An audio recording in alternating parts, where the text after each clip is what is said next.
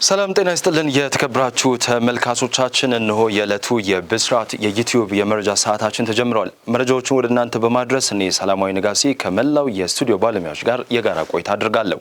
በቅድሚያም ከሀገር ውስጥ ወደ ተገኙ መረጃዎችም አልፋለሁ። በትግራይ ክልል የሚገኙ 21 ወረዳዎች ከፍተኛ የዝናብ እጥረት ሊያጋጥማቸው እንደሚችል ተጠቆመ። በትግራይ ክልል በድርቅ ምክንያት ሊከሰት የሚችለውን የከፋ አደጋ ለመከላከል አስቸኳይ ዝግጅት እንዲደረግ የትግራይ የአደጋ ስጋት አመራር ኮሚሽን ጥሪ አቅርቧል።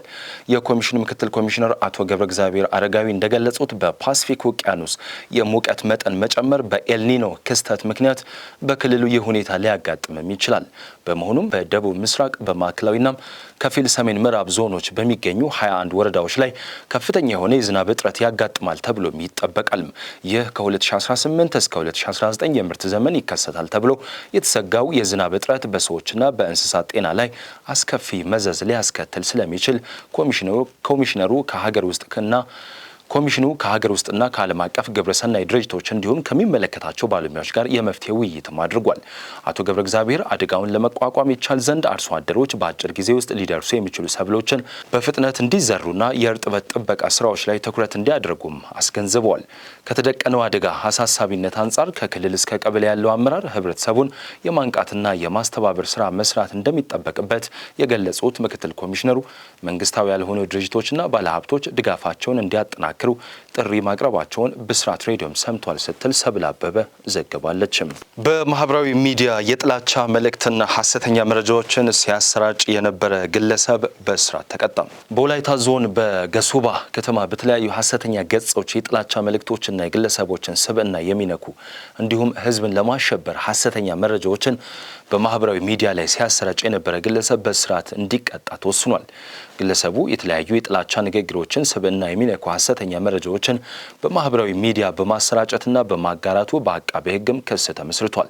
ተከሳሹ የከተማ መንግስት ስራ ኃላፊዎችንና ባለሙያዎችን በህዝቡ ዘንድ አመኔታ እንዳይኖራቸው ለማድረግ ሲሰራ እንደቆየ አቃቤ ሕግ መረጃም ያስረዳል። ሰኔ 8 ቀን 2018 ዓ.ም በዋለው ችሎት ተከሳሽ ጸጋው ቶማስ ጥፋተኛ ሆኖ በመገኘት በ9 ወር እስራት እንዲቀጣ ፍርድ ቤቱ ውሳኔውንም አስተላልፏል። የተከበራችሁ ተመልካቾቻችን አሁን ደግሞ በቀጥታ የምናልፈው ከወደ ዓለም አቀፍ ወደ ተገኙ መረጃዎች ይሆናል። በቅድሚያም ሶማሊላንድ በእስራኤል እውቅና ከተሰጣት በኋላ በኢየሩሳሌም ኤምባሲዋን ከፈተችም። ከሶማሊያ የተነጠለችው ሶማሊላንድ በእስራኤል የመጀመሪያውን እውቅና ካገኘች ከ6 ወር በኋላ በኢየሩሳሌም ኤምባሲዋንም ከፍታለች። የዲፕሎማቲክ ተልዕኮ ይፋዊ የስራ ጉብኝት እያደረጉ ባሉት የሀገሪቱ ፕሬዝዳንት አብዱራህማን መሐመድ አብዱላሂ በምዕራብ ኢየሩሳሌም ተመርቆ ተከፍቷል። ከፕሬዝዳንቱ ጋር የተነጋገሩት ጠቅላይ ሚኒስትር ቤንያሚን ኔታንያሁ በህዝቦቻችን መካከል ጥልቅ መንፈሳዊ ግንኙነት አለን ብሏል። ይሁን እንጂ ሶማሊላንድ የግዛቷን አካል አድርጋ የምትመለከታት ሞቃዲሾ በሰሜን ሶማሊያ ከተገንጣይ አስተዳደር ጋር የሚደረግ ግንኙነት ሉዓላዊነቴን እንደ መጣስ ይታያልን ብላለች። ባለፈው ታህሳስ እስራኤል ለሶማሊላንድ እውቅና መስጠቷ አወዛጋቢም ነበረም። ቻይና፣ ቱርክ፣ ሳውዲ አረቢያና የአፍሪካ ህብረትን ጨምሮ በርካታ ሀገራትና ድርጅቶች እውቅናውን ተችቷል።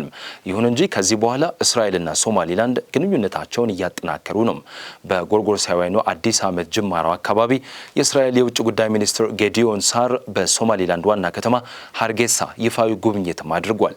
ሶማሊላንድ አብዛኞቹ የውጭ ሀገራት ኤምባሲዎች ካሉበት ከቴል አቪቭ ይልቅ የዲፕሎማቲክ ተልዕኮዋን በኢየሩሳሌም ለመክፈት መወሰኗ በጠቅላይ ሚኒስትር ኔታንያሁም ተወድሷል። እስራኤል እንደ አውሮፓውያኖች አቆጣጠር በ1967ቱ የመካከለኛው ምስራቅ ጦርነት ነበር ምስራቅ ኢየሩሳሌምንም የወረረችው። አካባቢውን በ1980 ገንጥላ የወሰደች ሲሆን ይህ እርምጃዋ በዓለም አቀፉ ማህበረሰብ ድጋፍ ያላገኘም ነው። እስራኤል ሁሉንም የኢየሩሳሌም አካባቢ ዘላለማዊና ያልተከፋፈለ ዋና ከተማዋ አድርጋም ታያለችም። እስራኤል በሊባኖስ የምትፈጽመውን ጥቃት ኢራንን ያጸፋ ምላሽ እንድትሰጥ ሊያስገድድ ይችላል ተባለም። የቴህራን ዩኒቨርሲቲ ምሁር የሆኑት መሐመድ እስላሚ እንደገለጹት ከሆነ ከትራምፕ አስተዳደር ጋር ድርድር ሲጀመር ኢራናውያን ቅድሚያ ከሚሰጧቸው ጉዳዮች መካከል ሊባኖስ አንዷም ነበረች። አንድ ጊዜ ኢራናውያን በዳሂህና ቤይሩት ላይ የእስራኤልን ጥቃት ለመበቀል ብቻ ሳይሆን አስቀድሞ በእስራኤል ግዛት ላይ ጥቃት ከፈጸሙ በኋላ የሊባኖስን ሕዝብ፣ የሊባኖስን መንግስት እንዲሁም በሊባኖስ ውስጥ ያሉትን የተቃውሞ አንጃዎች ለመደገፍ ቆራጥና በጣም በቁም ነገር መያዛቸውን አሳይተዋልም ብሏል። ኢስላሚ ለአልጀዚራ እንደገለጹት በእስራኤል እየሆነ ያለው ነገር በቴህራንና በዋሽንግተን መካከል ያለውን ዲፕሎማሲያዊ እልባት ለማበላሸት በጣም ከባድ ጥረት ነውም ብሏል። በአሁኑ ጊዜ ኢራናውያን በመግባቢያው ስምምነት መሰረት አሜሪካውያን የገቡትን ቃል መፈጸም ካልቻሉና እስራኤላውያን በሊባኖስ ላይ ጥቃታቸውን መቀጠል ከፈለጉ ስለ ቀውሱ ወደፊት ሁኔታ አንድ አይነት ግምገማ እያደረጉ ነው። ጥቃት ካደረሱ አንድ ጊዜ ብቻ ሳይሆን ተጨማሪ ይሆናል ብዬ ማስባለሁ ሲሉ ያላቸውን ስጋትም ገልጿል። በተያያዘ መረጃ እስራኤል ደቡባዊ ሊባኖስን አስፈላጊ በሆነው መንገድ መያዟን ትቀጥላለች ሲሉ የቀድሞ የኦስትሪያ የመከላከያ አታሼና የወቅቱ ወታደራዊ ተንታኝ ቮልፍጋንግ ፑሽታይ ተናግረዋል። እስራኤል በእርግጠኝነት ደህንነቷን ለማረጋገጥ በደቡብ ሊባኖስ ውስጥ ይዞታዋን ማስፋፋቷን ትቀጥላለች። በሌላ በኩል ግን እስራኤል ሕዝቦቿ በየቀኑ ስጋት ውስጥ እንዳይገቡ የኢራንን አጸፋ ትሰጋለችም ብሏል። ይህ ለቴህራን ደግሞ ክፍት የሆርሙዝ የባህር ዳርቻ ምን ያህል አስፈላጊ እንደሆነ ይወሰናል ሲሉ ለአልጀዚራም ተናግረዋል። የተከበራችሁ ተመልካቾቻችን የዕለቱ የብስራት የመረጃ ሰዓታችን የተከታተላችሁት ይመስል ነበረ። ከመረጃዎቹ ጋር እኔ ሰላማዊ ንጋሴ ከመላው የስቱዲዮ ባለሙያዎች ጋር የጋራ ቆይታ አድርገን ሰላም